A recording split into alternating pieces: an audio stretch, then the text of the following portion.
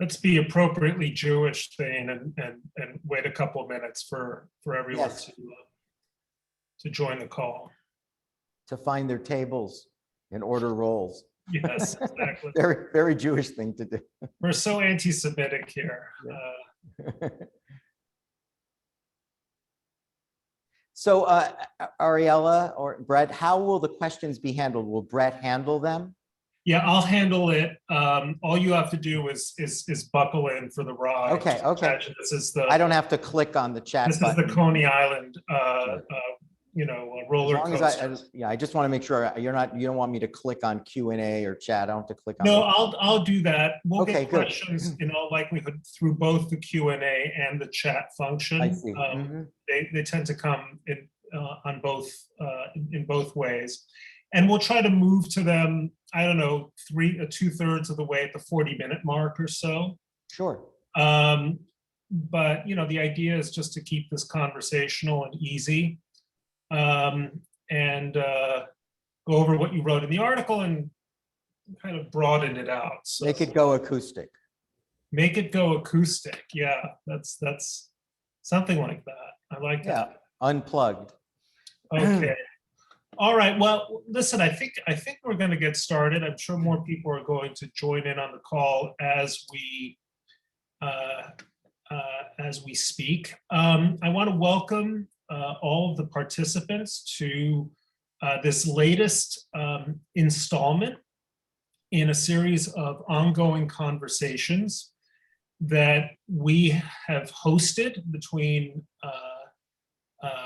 authors of essays in our new journal, Sapir, which is published by the Maimonides Fund, is intended to be a limited run 4-issue journal of issues of pressing concern to particularly Jewish leaders.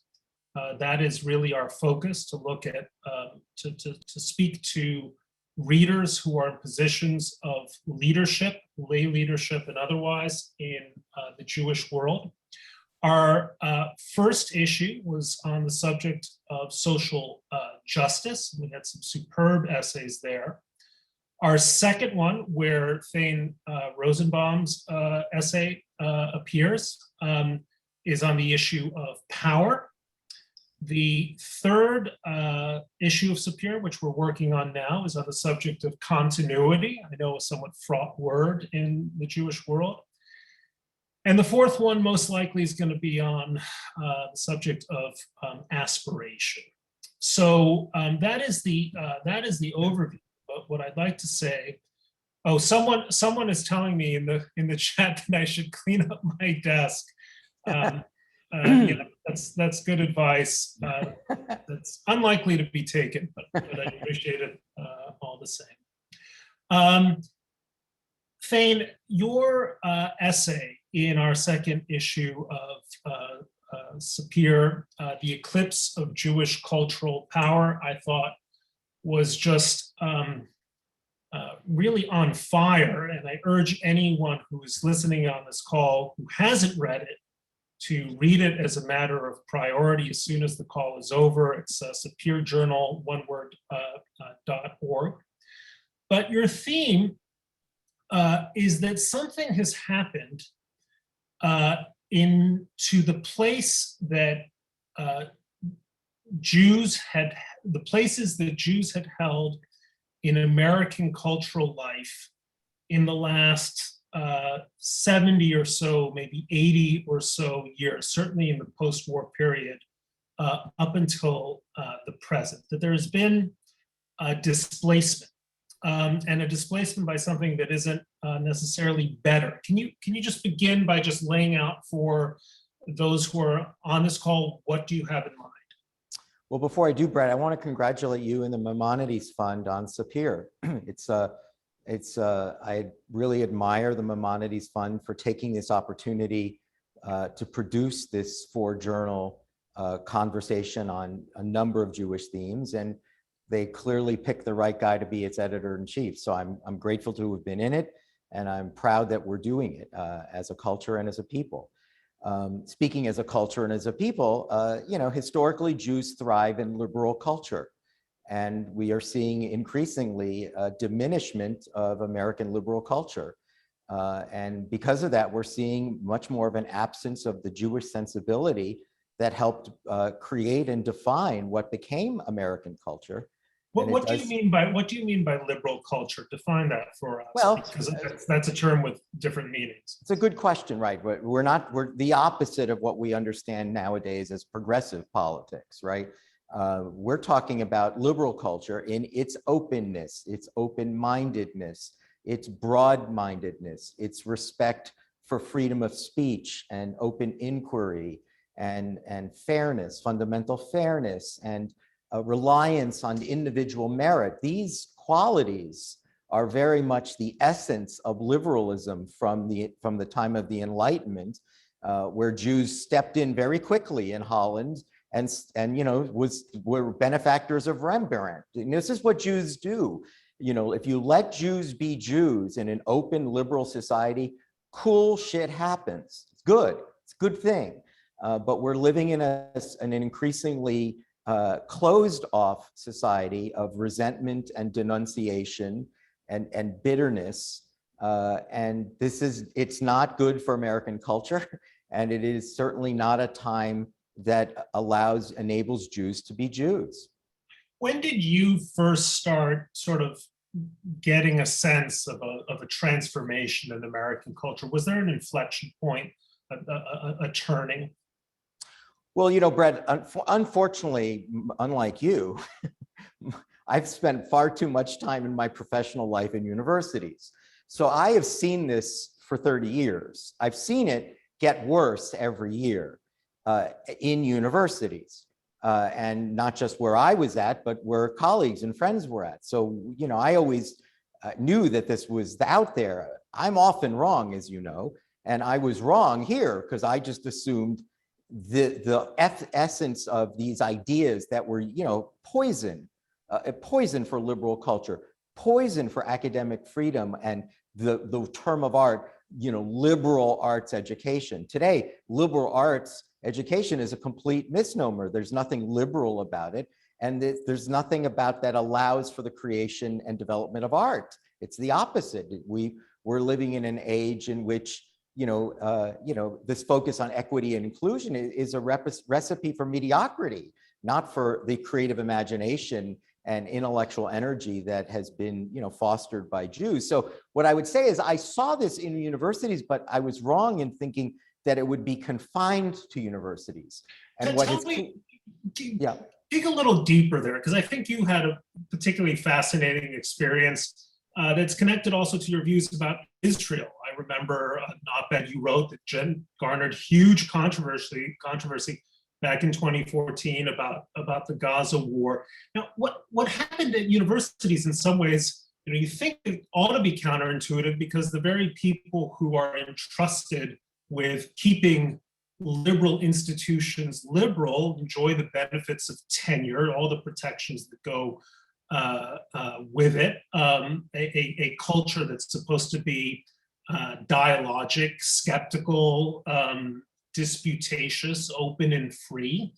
None of that actually happened. It all sort of folded, and from your vantage, teaching law and subjects in the cultural field, what was that? Was that a capitulation? Was it cowardice? Was it ideology? It's very hard to understand. When you look back, you say, well, it might be the end of isms, communism, post-structuralism, deconstruction, the Frankfurt School, which is essentially all, morphed into what we now know as critical race theory. All of those isms seem to be wiping out. And so what we're left with now is kind of moral relativism and anti-colonialism. That's really what I would say defines, and critical race theory defines university life today. And what your point is, yes, the very people that should have been the guardians and custodians of free speech and academic freedom decided that academic freedom only means that you're free to believe what we believe. You're free, to adopt the intersectional point of view, the woke view, the world of what we know today as the politics of identity. That's where your freedom lies. So for instance, my life was largely miserable at NYU because I was a pro-Israel writer and thinker. And that's just something that is simply not tolerated. So what we understood as, citadels of expansion of the mind, the embracing of ideas, became closed campuses, campuses that were walled off to create safe spaces. Ideas suddenly were considered endangering, right? We use these words, your employer, the New York Times, used the same word. Sorry, I'm bringing this up, not you, but your employer, the New York Times, raised the same question when its employees, who in my mind should have all been fired, instead just dictated what happened to the opinion page of the New York Times. To me, that was the low point. I would say, to me, what a heartache it was for someone with my age and my disposition to see what happened at the Times in connection with the Tom Cotton op-ed. But one of the words that was used by the employees that insisted that the New York Times disavow the essay was that the essay somehow endangered the lives of some of the junior editors and writers of the Times. That to me is a very familiar line. It's laughable, but it's the line that you hear in universities. If the opinion is something we disagree with, it endangers people of color. It endangers progressive thinkers. And so that's what we saw on campuses: microaggressions, right? Safe spaces, white privilege, things that were unimaginable at Oberlin. And I tell people this, they think I'm out of my mind. They say, well, you were at NYU. I said, no, I was at NYU. The Jews at NYU are either both students and faculty afraid to speak up, or they are leading the charge to demonstrate through sort of acts of moral narcissism of their virtue. Look at me, I hate my people. Look at me, I'm a critic of Israel. So what we are seeing today in the broader mainstream culture, in publishing, museums, mainstream media, what we're seeing, is the university writ large, something that people like me thought would never leave the campus, somehow overtook everything. Some of it, I have to think, had to do with Donald Trump. Some of it, I think, had to do with COVID. We let our guard down. This was all happening at the same time. And we cannot underestimate the death of George Floyd and how that galvanized a movement, Black Lives Matter, which really adopted many of the terms of art that we see in the woke world on university campuses. Yeah, I mean, the term of art is cry bullies, which is to say people who affect to have been mortally insulted, or who claim that their lives have been put at risk for the sake of relentless moral bullying of people with whom they disagree, activated and turbocharged by the tools of social media, which can turn what at first seems like a fringe opinion into something like a digital mob. I want to dig in a little deeper, obviously, because Sapir is a journal of Jewish conversation, about two aspects that you raised with respect to your experience at NYU, which is at least a fraction of the Jewish community at NYU very much joining forces with, and again, this is for want of a better word, but I think everyone on this call understands what it is, sort of woke culture, that is to say, culture defined by the theory, critical race theories, notions of intersectionality, the Manichaean views about the powerful versus the powerless, and certainly a very definite view on Israel. There was that side of the Jewish community. And then just as interesting to me is the other side that you seem to describe is a lot of faculty and students who were afraid. describe the nature of that fear. Right. Well, let me just start off by saying that, the first category, it's just the first category is just a better career move. It's just a way better career move. If you're a writer or an intellectual or academic, you will do better in media and on campuses if you're anti-Zionist. You'll do better. By the way, Bret, when, aside from, I consider you one of my best friends by far and a brother in many ways, when you won the Pulitzer Prize, I mean, you didn't notice this, but I was dancing the horror at my apartment, because I thought it was shocking. I thought in this culture, someone like Bret Stephens for opinion writing could actually win a Pulitzer Prize. I thought it was one of the really, deviations from what we otherwise saw. It's much. My critics thought it was shocking too. Yeah, no, but I just think I know from my own experience, it's better to be Peter Beinart than to be Thane Rosenbaum. It's better to be Roger Cohen than to be. It's better to be anybody than me. I've known this. So one of it is just it's a better career move. The other really is fear. People put their heads down and just work and keep their mouth shut because if you don't walk into a faculty lounge and say Israel is the greatest human rights violator in the history of the planet, worse than the Huns, worse than the Nazis, worse than everyone, you don't get fruit cup. It's done. You don't get fruit cup. You will be a target. And I used to joke about this all the time at NYU. There's that very famous photograph of Jackie Robinson with Pee Wee Reese, with his arm around him, a Southern man from a deep South who was the shortstop for the Brooklyn Dodgers, who just to send the message to the crowd, he's my guy. There was no Pee Wee Reese at NYU. Nobody put their arm around me. Nobody. No Jew, no Gentile, nobody. They're just not going to do it. And I think it's because it's a bad career move.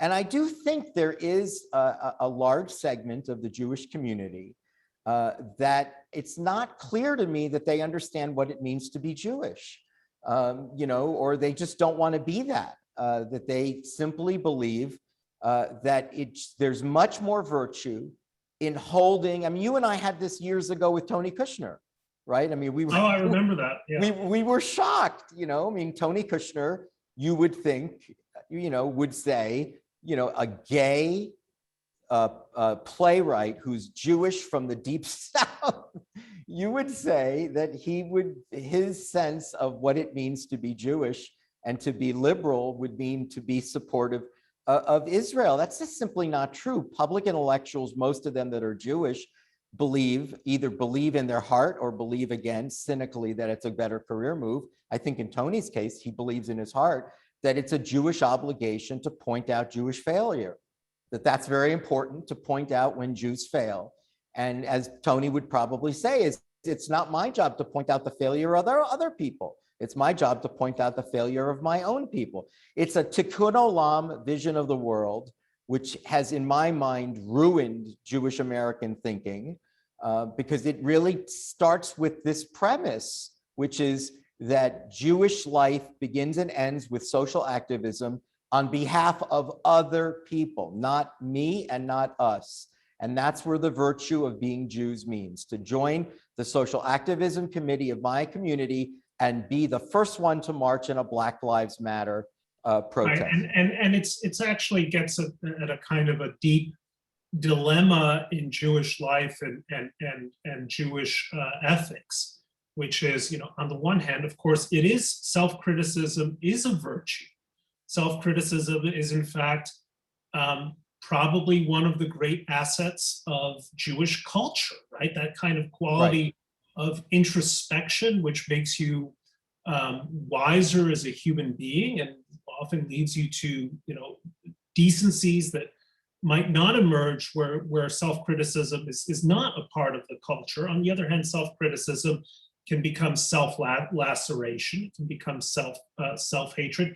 It can become a sort of a type of proud self-hatred where the extent to which you have lacerated yourself becomes a perverse proof of your virtuousness. And it's the same with concepts of power. I mean, Judaism distinguished itself 4,000 years ago by having by attaching an ethical concept to the idea of power, that might doesn't make right, right? But rather that right potentially can or should or ultimately does make might. The problem then is that if you have such a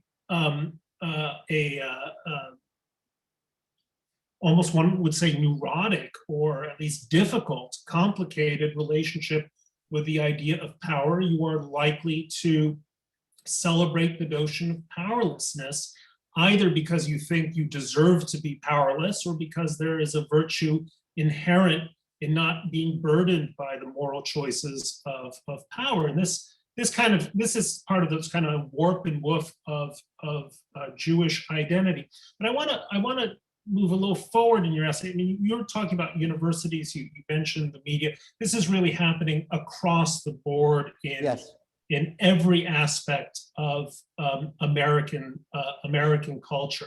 Corporations. And so describe, I mean, you're also a novelist. You have an aesthetic sensibility. What is this doing to what we think of as American culture? Well, thank you for reminding the community I'm a novelist. I have a new novel that I'm afraid to show my agent because it's set in Harlem and it has African-American characters in it. I just know it's I should clarify that you lived for as long as I knew you in Harlem, up until a few years ago when you moved to Brooklyn. Yeah, I spent a dozen years in Harlem. I know a lot about it. And I have a new novel out that I'm like still toying with. I don't want to finish it because I know it couldn't possibly be well received. How is this Jewish guy writing about Harlem? How does this guy have African-American characters? Who is he? Again, it's a fundamental misunderstanding how art is created, right? Art, requires, the capacity for empathy and the capacity to enter new worlds, unfamiliar worlds. That's the whole point of what art does. And that's what the creative imagination, that's what it means to reimagine and reinvent and to represent anew. These are the words of the artist, of the novelist, and they're not words that are respected in a world of inclusion and equity, where to speak in the voice of someone else is to steal from them. To have a Halloween costume or a Purim costume is if you're dressing up in the identity of another person, is expropriation, is theft. So yes, I just want to remind our viewers of the great line attributed to T.S. Eliot, who, by the way, was an anti-Semite and a great poet. The two things can actually be true. He said something like, you don't see Jews canceling him. He said, inferior artists, or he said, inferior poets plagiarize, great poets steal. It's one of my favorite lines. And it's, what you're saying is a point that seems to me so fundamental, because if you stop to think of the kind of art that cannot be produced today, right? It's staggering. The reason I was I saw you smiling. I thought he's got something. Well, no, it's somewhere slightly off screen, but I've been thumbing through an old copy of the Confessions of Nat Turner by William Styron. Bill Styron. Yeah, a luminous effort by a white author to enter the mind and world of Nat Turner, of course, the great Black leader of the slave revolt in the late 1820s or early 1830s, which I think won a Pulitzer Prize or certainly the National Book Award and was widely celebrated when it was written. You can't write that book today. Blazing Saddles, to take another example, is a movie that, of course, pokes hilarious fun at racism, right? But it's very difficult to imagine Mel Brooks getting permission to make a movie that was as both funny and as satirically brilliant as Blazing Saddles today. You can go through almost I have every. another one for you. Steven Spielberg made Amistad. Can you imagine that today? That a Jewish guy from Arizona would have the chutzpah to make a movie about the Middle Passage, a slave ship that came to the United States that resulted in a Supreme Court case argued by John Quincy Adams. The audacity of a Jew from Arizona making that kind of a movie, I can't imagine that. So yes, the worldliness and range of artists are severely diminished. And again, what I would say is, and this kind of thinking, what I would say twisted, anti-imaginative thinking is not Jewish. It's not Jewish to cancel. It's not Jewish to banish and exile people that you disagree with. Except your in-laws. Except the way, yes, exactly. Yeah, I mean, it's just not, it's just what you see today, which is so popular, is the term of art, he's got to go. He's got to go. The Talmud is one endless disagreement.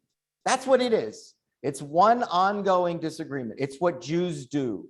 But today, people get disinvited from Shabbat dinners, from uttering an opinion that people didn't like.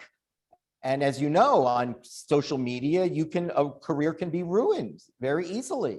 I remember very well, I hope it's okay that I remind the audience, when you went to the New York Times, that was a pretty big move for a Pulitzer Prize winning columnist to go to the New York Times. It's a big move for the Times. It was a big move for you. And you chose your first column to write about climate change, in which you pointed out something you'd said before, that you're not a denier, but a skeptic. And the skepticism alone resulted in a petition to have you fired. 40,000 people signed the petition. Who are these people? Who are these people that actually think that that's an appropriate? It was only 40,000. I felt that was You're right. It was, yeah, and I'm thinking, who are these people that don't understand what a columnist does? This gets to the heart of it, which is, what exactly is an education, whether it's taking place at a university or through the pages of a great newspaper or through the publications of an important publishing house. Well, it's either an effort at ideology and indoctrination, or it's an invitation to an open-ended conversation. Right. And I think it's that concept of the open-ended conversation. And I hasten to point out that the subtitle of Sapir is a journal of Jewish conversations.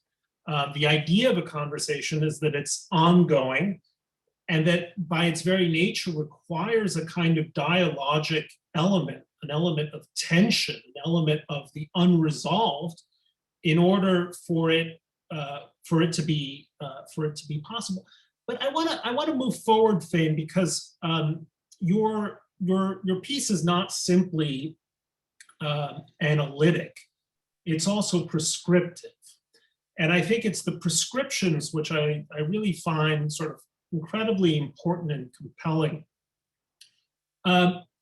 There are all these institutions that American Jews, I think, used to feel like, we were very much a part of, if not at the heart of it, then certainly players in it, whether it was the movies, publishing, awards, the large newspapers, and so on. And it's not that Jews as Jews have been pushed out of these places, right? But what's been pushed out is a kind of a Jewish spirit, a Jewish sensibility. The gadfly spirit, the contrarian spirit is less and less welcome in many of these institutions. Well, the brainy, self-deprecating, witty, capable of criticism, irreverent, ironic, right? Think about what Jewish humor looks like, and look about how humorless the culture now is. Anyway, continue on. Sorry. So this kind of presents a dilemma, I think, in terms of the American Jewish response to these cultural changes, which is, on the one hand, you can join up, either join as a fully paid up participant in a new culture of censoriousness, repressiveness and a kind of enforced mediocrity. You can join up in order to try to transform some of these existing institutions, but you're suggesting something entirely different in your essay, which is to rediscover where we were, to rediscover, refashion, reinvest in, and reinvent the institutions out of which so many American Jews had come before sort of taking the high ground of the mainstream institutions. Newspapers like The Forward, right? A Yiddish newspaper 100 years ago, still there. Jewish or Yiddish theater, Jewish publishing houses, the little magazines of the Jewish world, Commentary, Tablet, Mosaic, and so on. That there are these sort of institutions which Jews feel, I think many Jews felt like we'd sort of left behind, that are there for rediscovery. So talk a little bit more about them. Well, again, there is a Jewish cultural world that has always existed, that is vibrant and brainy and irreverent and witty. I mean, a year ago, when I made the move from NYU to Touro, I doubled down. I left for this reason. I said, I had never seen the Jewish world in this chaos globally, with this level of chaos and peril. And I decided I was all in. I was putting all my chips in with Jewish culture. And that was why I left to Touro. I immediately took a job with the Jewish Journal of Los Angeles. As you know, I write a twice monthly essay for them. And that's, they had just recently won the award for best Jewish newspaper in the country by the American Jewish Press. These places, these publishing houses, these newspapers, these theaters, playwrights, Jewish novels, Jewish fiction, Jewish films, this is out there. And this is something that Jews should be reclaiming, because these places still have the Jewish sensibility and live and die by the liberal impulse and the life of the mind, what Jews always thrived in. And if you really are mad at CNN or the New York Times or whatever it is that you're mad at, then you should be reading the Jewish Journal. You should be writing a check to these places. That's why I started out today by congratulating you and the Maimonides Fund. For a guy like me who cares about Jewish culture, art, and ideas, who believes that magazines still matter and the words on paper or on digital words matter, the Maimonides Fund demonstrated, you know what, here's something we can do. We can bring Bret Stephens in and create an A-team of writers to extend and expand a conversation about Jews in this present moment of time. It's there. And if Jews really feel that there is a culture worth preserving, this is what they should be doing. This is what they should be reading. This is what they should be inspired by. They should be recommending to their friends. This is what they should be discussing in Shabbat dinners. Because what I'm hoping, Bret, is that the woke world will someday end. This dystopian world will once again flower in the kind of culture that we admired and lived through. And you and I I'm much older than you, but grew up in a time where in the 1950s, 1960s, 1970s, Jewish intellectuals were cool, and they were ubiquitous. They were everywhere. They were my heroes. And somehow this has been lost. And if it can be reclaimed, believe me, if liberalism returns, Jews will be the ones that reclaim it. Jews will be the ones, just like they did with, Irving Berlin and Stephen Sondheim and the Gershwin brothers and Lenny Bruce, and as you said, Mel Brooks and the Epsteins and Norman Podhoretz, in all of these different categories of, even Jewish, even fashion. My favorite anecdote in the book is, Levi Strauss jeans and Ralph Lauren, whose name was really Lipschitz, the preppy look. These are Jews. Let Jews be Jews and watch what happens around the world. And I just think that the only way this is going to happen is if there's something that remains at the end of the madness of the woke world. And the only thing that will remain is if Jews hold tight expand the size of the choir. People say, you know, you write for the Jewish Journal. Isn't that merely preaching to the choir? I always say the same thing. The choir's not big enough. I'm sorry. We need a much bigger choir than this. I will keep preaching until I'm satisfied that enough Jews are lined up in this choir and are engaged in the struggle that we're in, the struggle for the life of the mind and the creative imagination. So yes, I think that these things can be reclaimed through an existing culture that is out there and available for consuming. Yeah, I think a lot about what is going to bring woke culture to an end. These things actually always do end. Right. The terror ended in France when a fellow named Maximilien Robespierre ended up being the victim of the very instrument that he had made such use of. And there was some of this, I think, although I'm not old enough to remember it, in the 1960s. The university did end up sort of finding its balance once again, although only after a fair amount of damage had been done. I had a thought on this, actually. I don't want to go on too long about it. Just last weekend, when I went to Louis C.K.'s big comeback show at Madison Square Garden. And I think few people better epitomize the spirit of Jewish humor, like him or not, like his personal behavior or not. There's something deeply Jewish about everything Louis C.K. does. What struck me was the appetite. I mean, the place was jammed. People were screaming, Louis, Louis, Louis. And the kryptonite of woke culture is humor.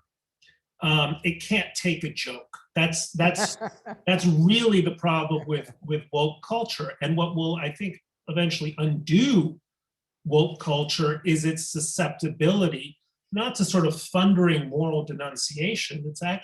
It's most susceptible to sly, irreverent, and ever more confident sense of humor. So if that's, I don't know how much of a consolation that is, but I think that it's going to be the South Parks of the world that find their way to kind of undoing it. But in the meantime, I think you're absolutely right. I think particularly Jews are going to have to invest heavily in a totally alternative ecosystem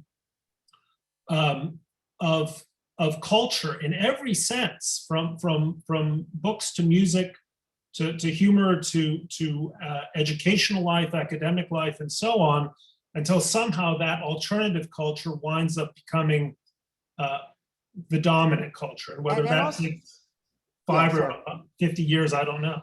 And Bret, you and I actually participated in something where we witnessed where a Jewish community can rise to the occasion. And you may remember this. It was something you and I did together when we were at the 92nd Street Y with Ayan Hirsi Ali, who had a few years earlier been disinvited, again, same stuff, disinvited to speak at Brandeis, the school named for Louis Brandeis, disinvited Ayan Hirsi Ali.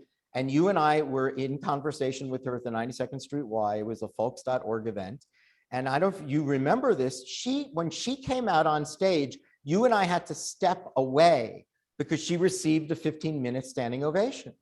They recognize we Jews don't disinvite speakers. We don't banish intellectuals. And we are here in New York. It reminded me when you gave the Louis C.K. It reminded me of that. I felt that audience that night wouldn't stop applauding because we were saying, we are Jews, and what Brandeis did to prevent you from getting an advanced degree and stop you from speaking because students and faculty complained is fundamentally not Jewish. And we're going to welcome you here to New York as Jews would welcome broad-minded thinkers, intellectuals, and human rights advocates. It's a very good reminder. I'm going to try to give our audience time to get their questions in. And so I'm starting in no particular order here. And again, forgive me to the people who put questions into the Q&A function if I don't get to all of them, but we'll do our best. Deganit Rubin says, reclaiming these elements of Jewish culture still doesn't address the anti-Zionism that is such a big part of the problem. Anti-Zionist Jews would disagree with the idea of reclaiming Jewish intellectualism, but how do we reconcile this with supporting Israel? Well, you're the better person to answer that question, but and I want you to, but I would disagree that the people who believe in reclaiming Jewish culture could be anti-Zionist. I think the Zionists are the people. It's the same people. It's not divided up. If you are a Zionist, you believe in liberal culture. If you don't, if you're not, and if you're an anti-Zionist, actually, I don't think you do believe in reclaiming Jewish and liberal culture. There's something about you that fundamentally has a blind spot that looks at a democratic state like Israel that had an Ethiopian Miss Israel and has had 3 Arab Supreme Court justices and somehow see that as the problem in the Middle East. You're not in favor of liberal culture. There's something about you that is opposed to both Zionism and liberalism at the same time. No, that's true. And one of the contributors for our next issue, Liel Leibowitz, has a superb essay in Tablet on this fundamental distinction, Zionists and anti-Zionists. And of course, the libel of Zionism, the libel held against Zionism is that it is illiberal. In fact, it is the precise opposite. The only chance for liberalism in the Middle East lies within Israel. And the only true liberals that I know of in the West today almost uniformly identify themselves as Zionists. Let me go on with a few more questions. Let's see. Well, there's one for me. I'll answer it briefly. Linda Geller-Schwartz asks, in light of this discussion, can Bret Stephens explain why he's still at the New York Times? A question I've heard echoed by many people. I guess my answer to that is whether you love it or, more likely, if you're on this call, hate it. The New York Times is the most important newspaper in the world. It has a tradition that includes people like Bill Safire and A.M. Rosenthal of having dissenting voices that also happen to be pro-Israel voices on its editorial page. I don't consider myself the equal of Bill or of Abe Rosenthal. They were great men. But that's a tradition that I think ought to survive and is important.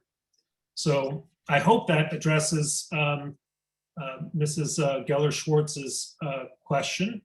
But you can have a New York Times with Bret Stephens in it, or you can have one without it. And as I point out in the essay, Bret, and maybe it's better to have one with it. But we'll see how long that lasts. And the New York Times was started by a Jewish person. A Jewish person, Adolf Ochs, who believed that it should be a newspaper that gives voice to all shades of opinion. And I think that remains all the more important today. Although, it's a perfectly reasonable question. And since this is about Jewish conversation, I wanted to take on that question. Mark Charendorf, who of course leads the Maimonides Fund, writes, part of Thane's article was a call for serious funding of Jewish culture, but the conundrum for potential investors is that much of culture is dominated by progressive voices, and cultural institutions resist input or direction from funders. So our choices are to sit it out and fund, but not have influence, and possibly strengthen voices we don't align with. Not a question, but a very valuable point. Do you want to make a comment? I would simply say to Mark, again, I congratulate and grateful to him for the deployment of Maimonides funding for Sapir. But I would say that if the culture that we are in today is severely facing an oxygen debt. It's choking on itself. It's choking on its own repression. And so if there are Jewish donors, I think they should absolutely withhold their funds from universities, from cultural institutions that are avowedly illiberal and anti-Semitic and anti-Zionist. You know why? They will die of their own mediocrity. And then the only one that'll be around is the Maimonides Fund. The only people that'll be around, they're Jews that continued to play the Jewish long game and did so within a liberal Jewish culture. And then it'll be a new world again, and let Jews penetrate it again and build it up from scratch. Another question. This is from Rachel Shankman.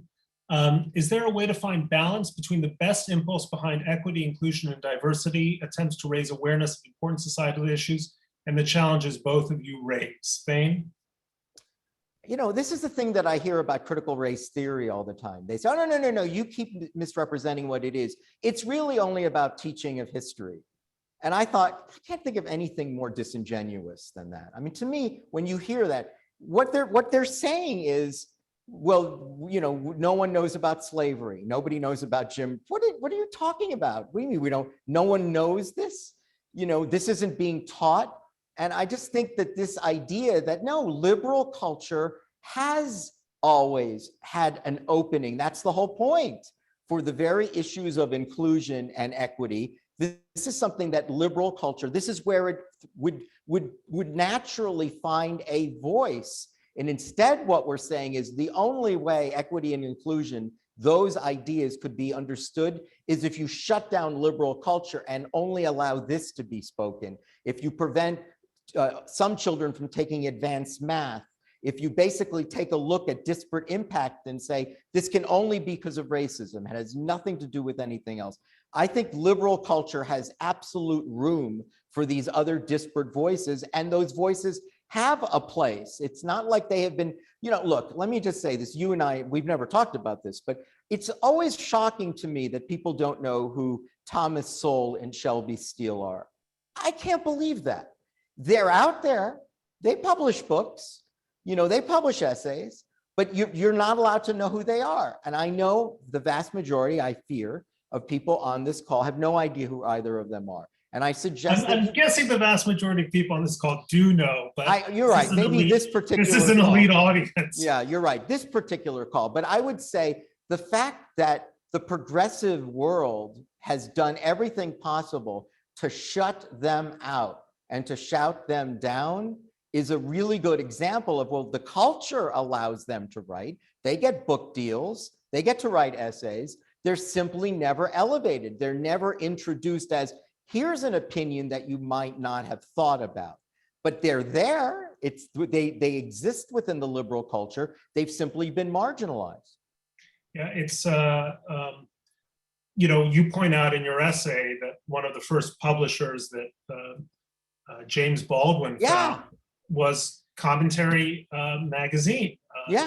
That culture of the New York Jewish intellectuals was a hugely capacious culture that was not only eager, it was hungry to find voices from outside of, never mind outside of the Jewish world, but outside of the white dominant WASP American culture of its days. It had this incredible breadth of mind. So the suggestion that somehow it wasn't until the year 2015 that American school children heard of slavery, Jim Crow discrimination is bizarre, to say the least. Let me go on to some more questions. By the way, let me just answer this since that question was aimed at both of us. You know, diversity, of course, is important, and we should want to have academic communities, publishing communities that are constantly reaching out for a broad variety of voices. And equity is important in the sense that there's no question that people don't start at the same starting life same starting line in life, and we have to be absolutely attentive to that fact. but we're attentive to that fact in the service of liberalism, in the service of creating more of a cacophony of voices, in the service of a broader variety of views, not in the service of a kind of a bizarre uniformity and an effort to level everything so that it's one and the same thing. So in theory, of course, the idea of diversity, equity, and inclusion, think, okay, well, it's inarguable. The problem is it's a little bit like, communism in the service of the brotherhood of man. Sounds like a great idea. How are we putting this into practice? Let me look at some of these other questions. Daniel Schulman, just briefly, Thane is wearing a microphone. That's what's at the corner of his mouth, just so you know. Maybe not. Thank you for that. Okay, sorry. I thought it was one of those microphones that you have. Thank you. This is a very Jewish conversation, and the people are critiquing the background as well as the foreground. Okay, while Jews, Ellen Heyman asks, while Jews are part of liberal values, an increasing number of Jews are essential to the so-called progressive attack on it. What do you make of this? I'm sorry, say it again, Brett. So Ellen Heyman asks, while Jews are part of liberal values, an increasing number of Jews are essential to the so-called progressive attack on it, or on them, rather. What do you make of this? I named this a number of years ago in an essay. I called it moral narcissism. And what I think it means is that there is this impulse to say, look at me, I'm a Jew, but I'm critical of my own people. Look at me, I planted a tree in Israel when I was a little boy, but I can no longer love Israel. And there's a narcissism about that, as if Israel could care less who you love and who you don't love. So I do think that there's again, it has a lot to do with a kind of, in my view, disparagingly saying it, tikkun olam view of the world, in which the demonstration of Jewishness comes not from the Torah, comes not from ritual, comes not from, basic, intellectual life. It comes from activism on behalf of others and criticism only of yourself. So I don't know, you're right. I mean, I look at this and think, for all the Jews that marched in Black Lives Matter a summer ago, I don't remember anyone from Black Lives Matter stepping up when Jews were being beaten up in the streets of Los Angeles and Seattle and the Diamond District of New York. I don't know where that was. And is there any even fundamental reciprocity, or what we really say? And aren't the Jews who marched in those Black Lives Matter, don't they feel cheated? Don't they feel, or do they think that no one really in good conscience should ever care if Jews are being beaten in the street? I've always been amazed at how, I think I say this in the essay, how quick we are to write checks, to other organizations, but we wouldn't cross a street, to join a pro-Israel march. If a rabbi was beaten up across the street, people would not react in the same level of rage as they do about Donald Trump. I'm thinking, really? Jews would not respond in the same way if they saw rabbis being beaten in the street, but instead the hatred of Trump is so great. That's where they reserve their emotion. So I don't know, I'm not a psychologist, I don't know where this comes from. My guess is it's not new. My guess is, we saw this with the Exodus from Egypt. We saw examples of Jews who seem to not get the concept that they will not be loved no matter what they do, that they can't ingratiate themselves enough, that in the end, the Jews that received war medals in World War I for Germany ended up, in gas chambers as well. And having those medals impressed no one in the Third Reich. So a few more questions, and I'm sorry that we're not able to get to all of them. Some of these questions are really above my head. Someone asks, do you see a role for neuropolitics, political neuroscience in combating anti-Semitism?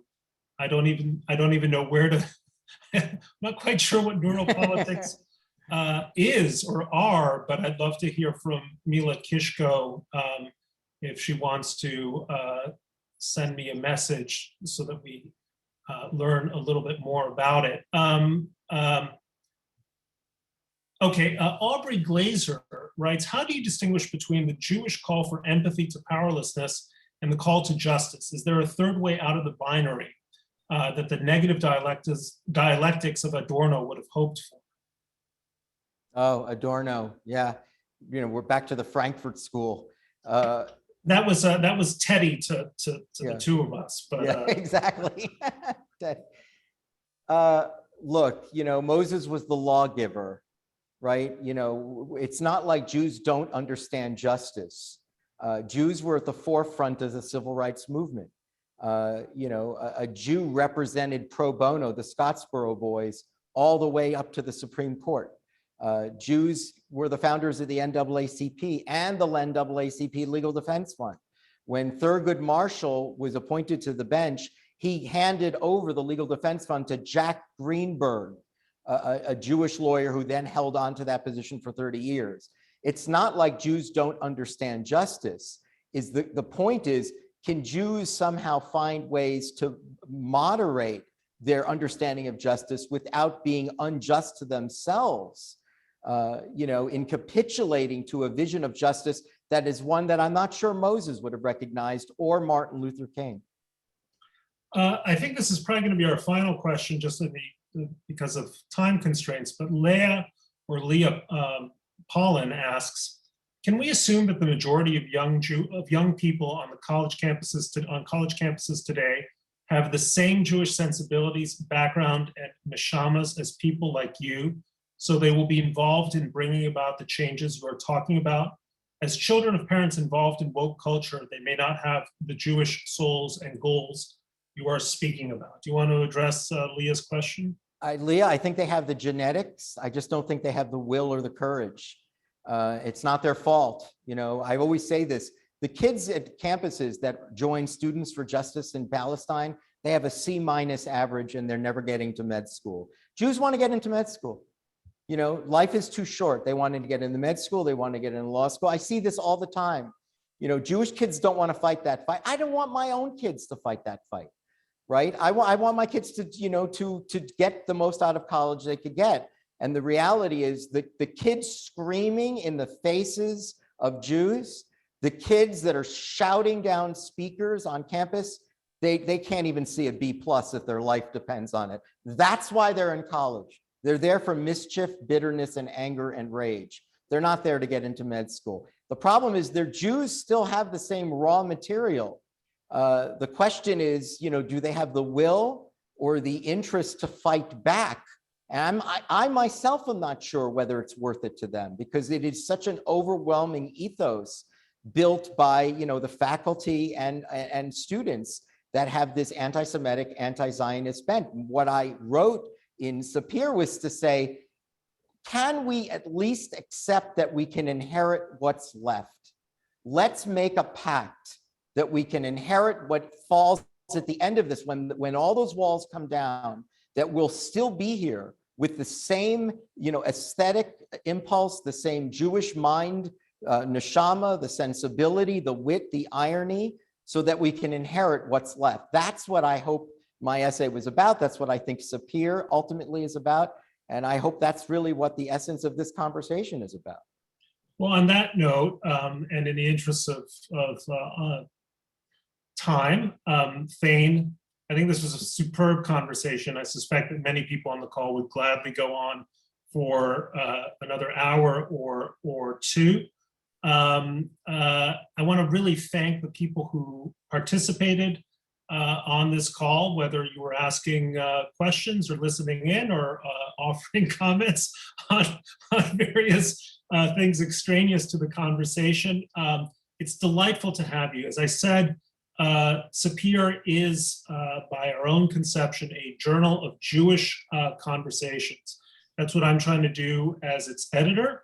That's what the Maimonides Fund is attempting to do as its publisher. Thane's essay, you can find it for free at sapirjournal.org. It's a revelatory punch in the gut, brilliant piece of polemic and real soul searching, and I think a really important contribution to our common American, our common liberal, and our common Jewish culture. So thanks for listening in. We will be having more of these conversations. I hope you participate in future ones. And we're going to find other ways to expand this forum of eager writers, speakers, participants, to make this the richest type of conversation we can have. So thanks again, and have a lovely rest of your day. Thank you, Bret. Thanks, everybody.